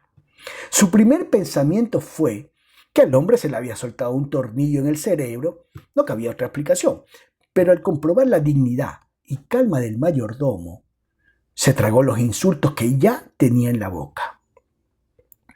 Permítame explicarle mi punto de vista, señora, agregó Williams. No pretendo, por supuesto, ejercer la función de esposo en el aspecto sentimental. Tampoco aspiro a su fortuna, que estaría totalmente a salvo, porque para eso tomaría usted las medidas legales pertinentes. Mi papel junto a usted sería prácticamente el mismo: ayudarla en todo lo que pueda con la máxima discreción. Supongo que en Chile, tanto como en el resto del mundo, una mujer sola enfrenta muchos inconvenientes. Para mí sería un honor dar la cara por usted. ¿Y qué gana usted con este curioso arreglo?, inquirió Paulina, sin poder disimular el tono mordaz. Por una parte ganaría respeto. Por otra, admito que la idea de no volver a verla me ha atormentado desde que usted empezó a hacer planes para irse. Llevo a su lado la mitad de mi vida, pero me he acostumbrado. Paulina se quedó muda durante otra eterna tregua, mientras daba vueltas en la cabeza a la extraña proposición de su empleado. Tal como estaba planteada, era un buen negocio, con ventajas para los dos. Él disfrutaría de un alto nivel de vida que jamás tendría de otro modo, y ella andaría del brazo de un tipo que, bien mirado, resultaba de lo más distinguido. En realidad parecía miembro de la nobleza británica. De solo imaginar la cara de sus parientes en Chile y la envidia de sus hermanas, soltó una carcajada.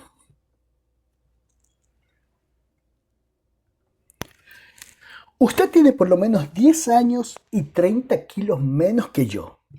¿No teme el ridículo?, preguntó sacudida de risa. Yo no. ¿Y usted no teme que la vean con alguien de mi condición? Yo no temo nada en esta vida, y me encanta escandalizar al prójimo. ¿Cómo es su nombre, Williams? Frederick. Frederick Williams. Buen nombre, de lo más aristocrático. Lamento decirle que es lo único aristocrático que tengo, señora. Sonrió Williams. Y así fue como una semana más tarde, mi abuela Paulina del Valle, su marido recién estrenado, el peluquero, la niñera, 2 mucamas, un valet, un criado y yo partimos en tren a Nueva York con un cargamento de baúles, y allí tomamos un crucero a Europa en una nave británica. También llevábamos a Caramelo, quien estaba en la etapa de su desarrollo en que los perros fornican con todo lo que encuentran. En este caso, la capa de piel de zorros de mi abuela. La capa tenía colas enteras por todo el ruedo, y Caramelo, confundido ante la pasividad con que las mismas recibieron sus avances amorosos, las destrozó a dentelladas. Furiosa, Paulina del Valle estuvo a punto de lanzar por la borda el perro y la capa, pero ante la pataleta de espanto que me dio, ambos salvaron el pellejo. Mi abuela ocupaba una suite de 3 habitaciones y Frederick Williams una del mismo tamaño al otro lado del pasillo. Ella se entretenía durante el día comiendo a toda hora, cambiándose vestidos para cada actividad, enseñándome aritmética para que en el futuro me hiciera cargo de sus libros de contabilidad, y contándome la historia de la familia para que supiera de dónde venía, sin aclarar jamás la identidad de mi padre, como si yo hubiera surgido en el clan del Valle por generación espontánea. Ella se entretenía durante el día comiendo a toda hora, cambiándose vestidos para cada actividad. Si preguntaba por mi madre o mi padre, me contestaba que habían fallecido, y no importaba, porque con tener una abuela como ella bastaba y sobraba. Entretanto, Frederick Williams jugaba al bridge y leía periódicos ingleses como los demás caballeros de la primera clase. Se había dejado crecer las patillas y un frondoso bigote con las puntas engomadas, que le daban un aire de importancia, y fumaba pipa y cigarros cubanos. Confesó a mi abuela que era un fumador empedernido y que lo más difícil de su trabajo de mayordomo había sido abstenerse de hacerlo en público, y ahora podía por fin saborear su tabaco y echar a la basura las pastillas de menta que compraba al por mayor, ya que le tenían el estómago perforado. En esos tiempos en que los hombres de buena posición ostentaban barriga y una doble papada, la figura más bien delgada y atlética de Williams era una rareza en buena sociedad, aunque sus impecables modales resultaban mucho más convincentes que los de mi abuela. Por las noches, antes de bajar juntos al salón de baile, pasaban a despedirse al camarote que compartíamos la niñera y yo. Eran un espectáculo. Ella peinada y maquillada por su peluquero, vestida de gala y resplandeciente de joyas como un ídolo gordo, y él convertido en distinguido príncipe consorte. A veces me asomaba al salón para espiarlos maravillada.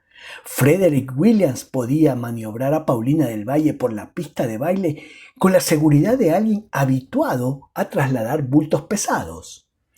Llegamos a Chile un año más tarde, cuando la trastabillante fortuna de mi abuela había vuelto a ponerse de pie gracias a la especulación del azúcar que hizo durante la Guerra del Pacífico.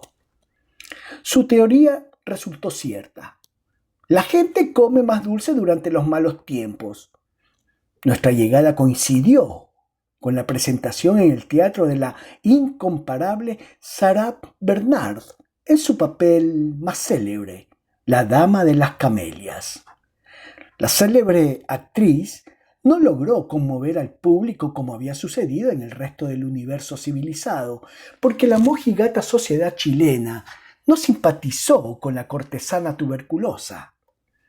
A todo el mundo le pareció normal que se sacrificara por el amante en aras del qué dirán. No vieron razón para tanto drama ni para tanta camelia mustia. La famosa actriz se fue convencida de que había visitado un país de tontos graves, opinión que Paulina del Valle compartía plenamente. Mi abuela se había paseado con su séquito por varias ciudades de Europa, pero no cumplió su sueño de ir a Egipto porque supuso que allí no habría un camello capaz de soportar su peso y tendría que visitar las pirámides a pie, bajo un sol de lava ardiente. En 1886 yo tenía 6 años. Hablaba una mezcolanza de chino, inglés y español, pero podía realizar las 4 operaciones básicas de aritmética y sabía convertir con increíble destreza francos franceses en libras esterlinas y estas en marcos alemanes o liras italianas. Había dejado de llorar a cada rato por mi abuelo Tao y mi abuela Elisa, pero seguían atormentándome regularmente las mismas inexplicables pesadillas. Había un vacío negro en mi memoria, algo siempre presente y peligroso que no lograba precisar, algo desconocido que me aterrorizaba, sobre todo en la oscuridad o en medio de una muchedumbre. No podía soportar verme rodeada de gente. Empezaba a gritar como endemoniada y mi abuela Paulina debía envolverme en un abrazo de oso para calmarme. Me había acostumbrado a refugiarme en su cama cuando despertaba asustada. Así creció entre las dos una intimidad que estoy segura me salvó de la demencia y el terror en que me había sumido, en que me hubiera sumido de otra manera. Ante la necesidad de consolarme, Paulina del Valle cambió de manera imperceptible para todos, menos para Frederick Williams. Se fue poniendo más tolerante y cariñosa y hasta bajó un poco de peso, porque andaba correteando detrás de mí y tan ocupada que se olvidaba de los dulces. Creo que me adoraba. Lo digo sin falsa modestia, puesto que me dio muchas pruebas de ello. Me ayudó a crecer con toda la libertad posible en aquellos tiempos, picando mi curiosidad y mostrándome el mundo. No me permitía sentimentalismos ni quejumbres. No hay que mirar para atrás, era uno de sus lemas. Me hacía bromas, algunas bastante pesadas, hasta que aprendí a devolverle la mano. Eso marcó el tono de nuestra relación.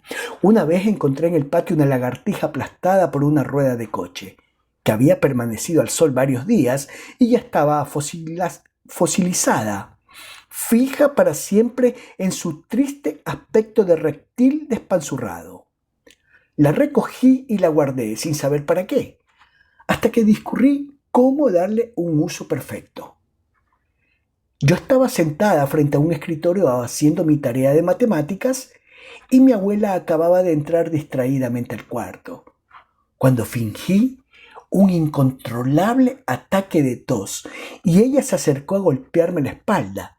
Me doblé en dos, con la cara entre las manos, y ante el horror de la pobre mujer, escupí la lagartija que aterrizó en mi falda. Fue tal el susto de mi abuela al ver el bicho que aparentemente había soltado mis pulmones, que se cayó sentada, pero después se rió tanto como yo y guardó como recuerdo el animalejo disecado entre las páginas de un libro. Cuesta entender, porque esa mujer tan fuerte temía contarme la verdad sobre mi pasado. Se me ocurre que a pesar de su postura desafiante ante las convenciones, nunca pudo superar los prejuicios de su clase. Para protegerme del rechazo, ocultó cuidadosamente la existencia de mi cuarto de sangre china, el modesto ambiente social de mi madre y el hecho de que en realidad yo era una bastarda. Es lo único que puedo reprocharle al gigante que fue mi abuela. En Europa conocí a Matías Rodríguez de Santa Cruz y del Valle. Paulina no respetó el acuerdo que había hecho con mi abuela Elisa Somers de decirme la verdad, y en vez de presentarlo como mi padre, dijo que era otro tío, de los muchos que cualquier niño chileno tiene, ya que todo pariente o amigo de la familia, con edad suficiente para llevar el título con cierta dignidad, pasa automáticamente a llamarse tío o tía. Por eso le dije siempre tío Frederick al buen Williams. Me enteré que Matías era mi padre varios años más tarde, cuando regresó a Chile a morir, y él mismo me lo dijo. El hombre no me produjo una impresión memorable. Era delgado, pálido y buen mozo. Parecía joven cuando estaba sentado, pero mucho mayor cuando intentaba moverse. Caminaba con un bastón y siempre estaba acompañado por un criado que le abría las puertas, le ponía el abrigo, le encendía los cigarrillos, le alcanzaba el vaso de agua que había sobre una mesa a su lado, porque el esfuerzo de estirar el brazo resultaba demasiado para él. Mi abuela Paulina me explicó que ese tío padecía de artritis, una condición muy dolorosa que lo hacía frágil como el cristal. Dijo, por lo mismo, yo debía acercarme a él con mucho tino. Mi abuela se moriría años más tarde sin saber que su hijo mayor no sufría de artritis, sino de sífilis. El estupor de la familia del Valle cuando mi abuela llegó a Santiago fue monumental. Desde Buenos Aires cruzamos la Argentina por tierra hasta llegar a Chile, un verdadero safari, teniendo en cuenta el volumen del equipaje que venía de Europa, más las 11 maletas con las compras que se hicieron en Buenos Aires. Viajamos en coche con la carga en una recua de mulas y acompañados por guardias armados al mando del tío Frederick, porque había bandoleros a ambos lados de la frontera, pero desgraciadamente no nos atacaron y llegamos a Chile sin nada interesante que contar sobre el paso de los Andes. Por el camino habíamos perdido a la niñera, que se enamoró de un argentino y prefirió quedarse, y una criada a quien la derrotó el tifus. Pero mi tío Frederick se las arreglaba para contratar ayuda doméstica en cada etapa de nuestro peregrinaje. Paulina había decidido instalarse en Santiago, la capital, porque después de vivir tantos años en los Estados Unidos, pensó que el pequeño puerto de Valparaíso, donde había nacido, le quedaría chico. Además, se había acostumbrado a estar lejos de su clan, y la idea de ver a sus parientes todos los días, temible hábito de cualquier sufrida familia chilena, la espantaba. Sin embargo, en Santiago tampoco estuvo libre de ellos, puesto que tenía varias hermanas casadas con gente bien, como se llamaban entre sí los miembros de la clase alta, asumiendo, supongo, que el resto del mundo entraba en la categoría de la gente mal.